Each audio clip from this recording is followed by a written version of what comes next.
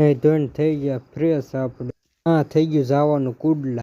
કાકાએ ઉપાડ્યું બુલેટ. હવે સીબે બે ગયા મોટો નીકળી ગયા કુડલા જવા માટે. તળાવે પૂજી ગયા છીએ આપણે આપણા ગામના. હાલ એટલે એટલો અંદર વરસાદ આવી ગયો રોડમાં પાણી ભીર્યા છે. સડી ગયા છીએ હવે આપણે.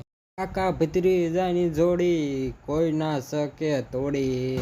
મને એવું લાગે છે કે વરસાદ નક્કી ગાંડો થવો પડે તો જ આ માર્ગમાં પાણી આવી જોઈએ. તમે ફાઇનલી આપણે હવે કુડલા પૂજી ગયા છે. કુડલા ગામમાં અંદર પાણી ભરાઈ ગયું છે તમે જોઈ શકો છો.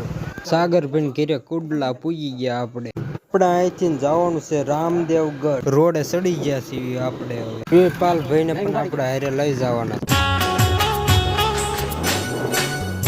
હાલો ભાઈઓ, આ ગામ કયું છે મને ખબર નથી. તમને ખબર હોય તો કોમેન્ટ કરજો. હાલો.